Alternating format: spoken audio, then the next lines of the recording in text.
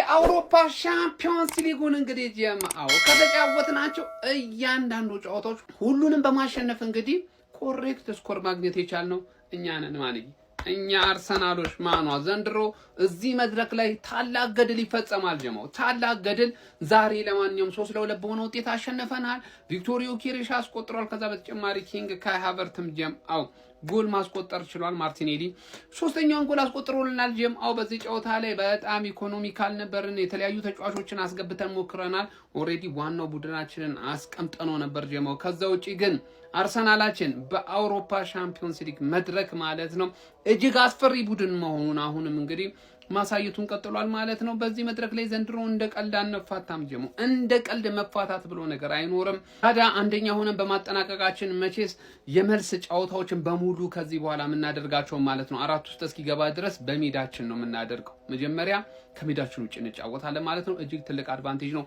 ለማንኛውም እንኳን ደስ አላችሁ ጀማው ነቃ ደንገጥ በሉ ከዚህ በኋላ በዚህ መድረክ ላይ ትልቅ ነገር ጠብቁ ነው ይመቻችሁ የአውሮፓው ንጉስ ሪያል ማድሪድ አላደረገውም ባርሴሎና አላደረገውም አትሌቲኮ ማድሪድ አላደረገውም ማንቸስተር ሲቲም አላደረገውም ቼልሲም አላደረገውም ሊቨርፑል አላደረገውም ዶርትሙንድም አላደረገውም ኢንተር ሚላንም አላደረገውም ባየር ሙኒክም እንደዛው አላደረገውም የአምናው ሻምፒዮን ፒኤስጂም አላደረገውም በአውሮፓ ሻምፒዮንስ ሊግ አዲሱ ፎርማት ከ8ቱ ጨዋታ 8ቱን ያሸነፈ ብቸኛው ክለብ አርሰናል ነው አሁን በኋላ ትመጣና ካራታ አልሚቲ ትለኛለህ አይደለ እኔ ደግሞ ግሪምስቢ እልሃለሁ ምድረ ቀሪላ ሁላ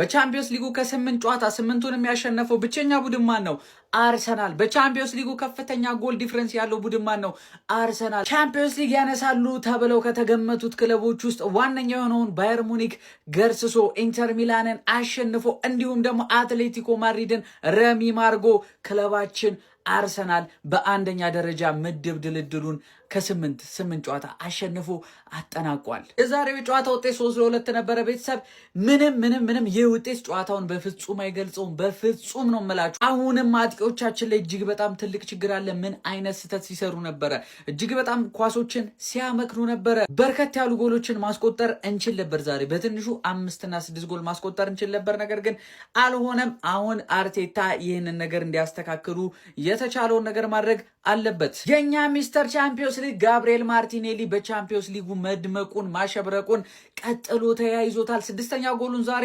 አስቆጥሯል በአርሰናል ታሪክ ከጋብሪኤል ማርቲኔሊ በላይ ብዙ ጎሎችን ያስቆጠረው ቴሪ ዳንኤል ኦነሪ ብቻ ነው ጋይስ 7 ጎል ብቻ ነው ሄነሪ ያስቆጠረው ጋብሪኤል ማርቲኔሊ ከዚህ በኋላ 1 ጎል በእርግጠኝነት እንደሚያስቆጠርና የቴሪ ሄነሪን ታሪክ እንደሚጋራ ወይም ደግሞ እንደሚያሻሽል የተረጋገጠ ነው ከረጅም ጊዜያት በኋላ ወደ ቋሚ አሰላለፍ የተመለሰልን ንጉስ ካይ ሃቨርት በ45 ደቂቃ ውስጥ 1 ጎልና 2 አሲስት በማድረግ እጅግ በጣም የሚገርም ካምባክ አድርጓል ካቨርት በመመለሱ ምን ያህሎቻችሁ ተደስታችኋል ቤተሰብ እኔ እጅግ በጣም ተደስቻለሁ ክለባችን አርሰናል በሻምፒዮንስ ሊጉ አዲስ ታሪክ ማስመዝገብ ችሏል ከዛ በፊት ግን ቪዲዮ ምንም እየታየ አይደለም ጀማው ይሄ ቪዲዮ በደንብ ኮፒ ሊንክ ፎሎ በማድረግ ቤተሰብ መሆናችሁ እንዳትረሱ ክለባችን አርሰናል በሻምፒዮንስ ሊጉ 8 ጨዋታዎች ተከታታይ በማሸነፍ አዲስ ታሪክ ማስመዝገብ ችሏል ይሄንን ታሪክ ሊቨርፑል ማድረግ አልቻለም ሲቲ ማድረግ አልቻለም ሪያል ማድሪድ ማድረግ አልቻለም ባርሴሎና ማንንም ማድረግ ያልቻለውን ሊያደርገው የሚችለው ማን ነው አርሰናልና አርሰናል ብቻ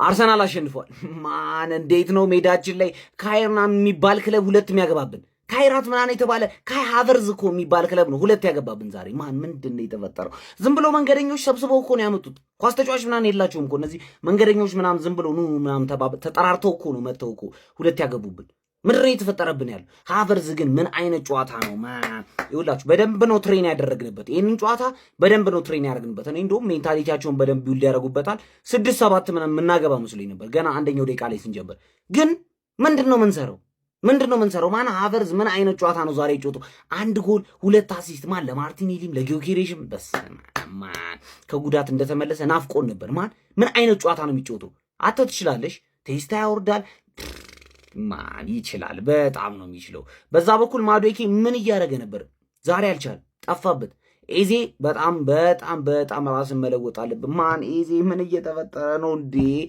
ምንድነው ያመጣነ ለሌላ ነገር ነው ፐርፐዙ ሌላ ነገር ነው የምትሰራው ሌላ ነገር ነው ማን ማርቲኔሊ ሻምፒዮንስ ሊግ ላይ ሮናልዶ ነው መላችሁ ለዚህ ነው 6ኛ የሻምፒዮንስ ሊግ ጎሉን አግብቷል ምንድነው የሄንሪን ሪከርድ ሊሰብረው እኮ ነው። አምጣው እያለው እኮ ነው። አንድ ጎል ካገባ ከሄንሪ ጋር ይጋራሉ።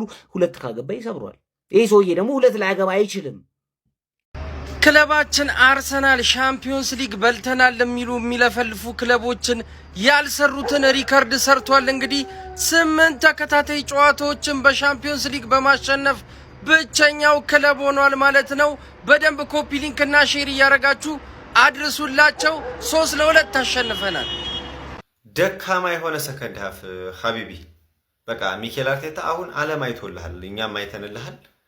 በቃ የሆነ ተጫዋቾች ላይ ሊሚት ታደርግባቸው ይገባል። አሁን በደንብ ፈርስት ሀፍና ሰከንድ ሀፍ የነበረው መጀመሪያ ላይ የነበረው ሊንክ አፕ ምናምን አይታችኋል። ሶ ወይ 4-4-2 ወይ ደግሞ ዙቢሜንዲ፣ ዴክላን ራይስ፣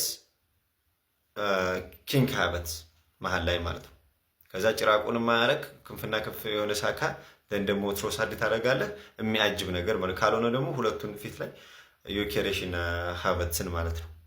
ከዛ ውጭ ምድረ ጎረምሳ ማይቀልድብኝም ሀቢቢ በቃ ወደ ፎርሙ እስከሚመለስ ቁጭ ታደርገዋለህ ቤንች ላይ በደንብ ይመልከት ሲመለስ ይገባል ነው። እና ስፔሻሊ ሰከንድ ምንድነው ማዱኬ የሚባል ሰው ምንድነው የሚያጨጭለው በአላህ ኧረ በአላህ ብቻ ወያር እንግዲህ ቶፕ ነን አንደኛ ሆነን እንትን ብለናል ማለት ነው። እና ከዚህ በኋላ ያሉት ሰከንድ የምናደርጋቸው ጨዋታዎች ናቸው ሆም የሚሆነው ማለት ለእኛ በጣም ትልቅ አድቫንቴጅ ነው። እስኪ ነገ ደግሞ በሌሎች ቪዲዮዎች ከችላል ይመቻች። አርሰናል ይሄን ዋይፋይ ፓስወርድ ካሪያት አልማት የተባለን ሰውዬ ሀክ አረግ ነው። ፈርስት ሃፍ ነው አክላ ያደርገው ፈርስት ሃፍ ማለት ሃቨርትዝ እንዴት አባሽ ናፍቀሽን ነበር እንዴት አባሽ ጎሉ ራሱ ማለት ጎሉ ራሱ ለጊዮኬሬዝ ራሱ ሃቨርትዝ መኖሩ ተመቸው አይገርም? ተመቸው እኮ በቃ ሃቨርትዝ ለማልስት የምትል ሰው ነው ጊዮኬሬዝ ስጠኝ የሚል ሰው ነው። ተመቻችሁ ገባ አይደል? ሌላው ሰልፊሽ ስለሆነበት ሃቨርትዝ ሁሌ የሚያገባው ባዶ ኳስ ለጊዮኬሬዝ ይሰጠዋል።